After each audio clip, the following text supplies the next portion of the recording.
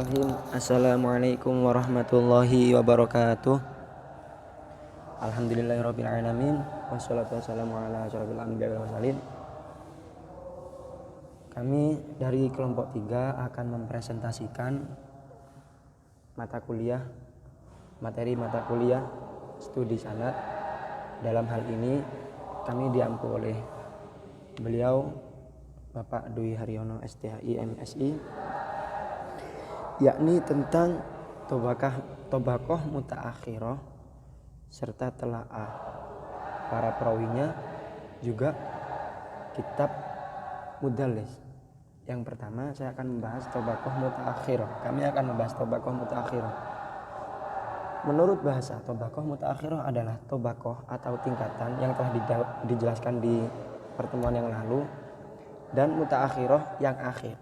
Sedangkan menurut istilah Al-Hafiz Zahabi, Al-Hafiz yakni julukan bagi orang-orang yang telah menghatamkan beberapa ratus ribu hadis, menyebut dalam mizan al-i'tidal, yakni had atau batasan yang memisahkan antara mutaqaddimin dan mutaakhirin ialah 300 tahun. Jadi maksudnya ia bermakna mereka yang hidup sesudah 300 Hijriah adalah dikira sebagai mutaakhirin. Sebagai contoh adalah ulama besar hadis yakni Ibnu Hajar Al-Asqalani, Ibnu Sirin, Az-Zuhri, dan Al-Ma'asi. Terus kita akan lanjut ke telaah perawi. Kami di sini mengambil salah satu dari beberapa ulama yang tadi, yakni mengambil Ibnu Hajar Al-Asqalani. Ibnu Hajar Al-Asqalani memiliki nama yang asli yakni Syihabuddin Abdul Fadhi Ahmad Ibnu Ali Ibnu Ahmad Ibnu Muhammad Ibnu Ali bin Mahmud Ibnu Ahmad Ibnu Al-Kannani Al-Asqalani Al-Misri Asy-Syafi'i. Beliau Al-Asqalani karena berasal dari Al-Asqalani. Al-Misri, beliau lahir di kota Kairo, Mesir, dan Asy-Syafi'i karena beliau bermadhab Syafi'i.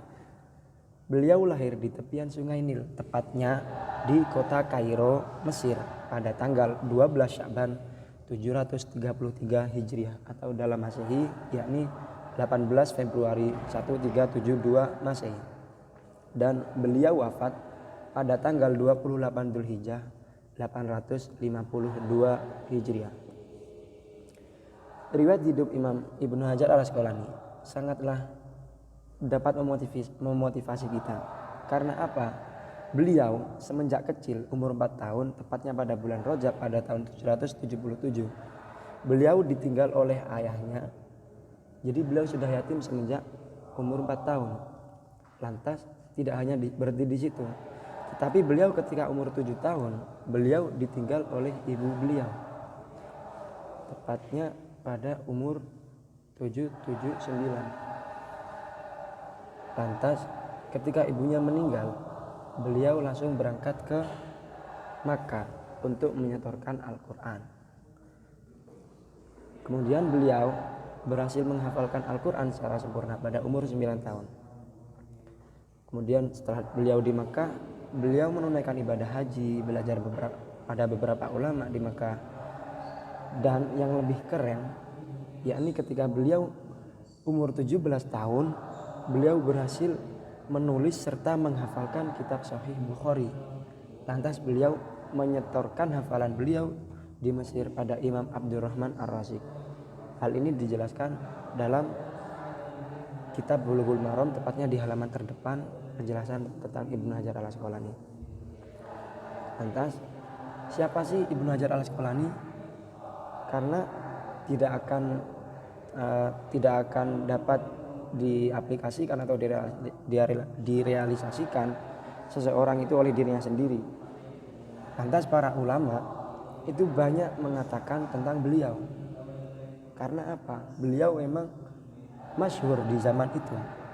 Sampai Asy-Syaikh Al-Ulama Al-Iraqi berkata, beliau atau Ibnu Hajar Al-Asqalani adalah syekh, yakni guru yang alim, yang sempurna, yang mulia, yang seorang muhaddis, ahli hadis, yang banyak memberikan manfaat, yang agung, seorang al-hafid, yakni menghafalkan beratus ribu hadis, insyaallah 100 hadis dan lebih minimal mendapat julukan Al-Hafiz adalah ketika 100.000 hadis. Kemudian Ibnu Hajar al-Asqalani juga orang yang sangat bertakwa, yang David yakni kuat hafalannya, dapat dipercaya perkataannya karena beliau sangat kuat hafalannya, yang sikoh, jadi beliau juga sikoh, yang amanah. Syekh Ahmad Ibnu Fadil Asy-Syaikh Al-Imam Al-Alim Al-Auhad Al-Manun Nurudin, yang kumpul kepadanya para perawi dan syekh-syekh. Jadi wasal an qarini. Jadi kalau kita mengamalkan taklim muta'alim wasal an qarinihi, beliau itu kumpulannya kepada orang-orang yang sangat-sangat alim dan juga para syekh-syekh yang pandai dalam nasikh dan mansukh. Jadi Imam Hajar al-Asqalani juga sangat mendalami nasikh dan mansukh, yang menguasai al-muwafaqat al-abdan, yang dapat membedakan antara rawi-rawi yang sikoh dan dhaif. Jadi beliau sangat hafal semua rijalul hadis, yang banyak menemui para ahli hadis dan yang banyak ilmunya dan dalam waktu yang relatif pendek. Bagaimana tidak karena beliau pada umur 17 tahun itu sudah menghafalkan kitab Sahih Bukhari dan juga dapat menyetorkannya, sehingga beliau ketika umur kisaran 20 itu beliau sudah menjadi mufti di kotanya sendiri. Kemudian setelah telaah perawi tadi selesai, kami akan pindah ke materi selanjutnya, yakni mudallas. Apa sih mudallas itu? Mudallas menurut definisi Dr. Mahmud Tohan adalah membunyikan aib dalam sebuah sanad dan hanya menampakkan yang baik-baik. Maksudnya gimana? Jadi perawi hadis itu membuat sanad yang baru atau agak samar untuk menaikkan matan hadis beliau, untuk menaikkan kekuatan hadis beliau. Nah, dalam sanad mudallas ini dibagi menjadi 3 sesuai dengan keputusan ulama, yakni yang pertama tadlis isnad. Apa itu? Yakni perawi meriwayatkan dari seorang guru yang sesungguhnya ia tidak dengar dari guru tersebut dan menggunakan redaksi kabur agar terkesan mendengar dari sang guru. Nah, jadi semisal ada si A setor kepada si B, tetapi si A tidak mau menyertakan si B dengan menggunakan nama lain agar si A itu sanadnya lebih tinggi biar bisa masyhur juga sanadnya. Terus tadlis syuyukh, seorang rawi meriwayatkan dari seorang guru lalu ia menyebut guru tersebut dengan nama julukan, nisbat atau sifat asing agar tidak diketahui. Mungkin dapat langsung difahami. Terus tadlis taswiyah, praktek ketika seorang perawi membuang rawi dhaif di antara 2 rawi terpercaya.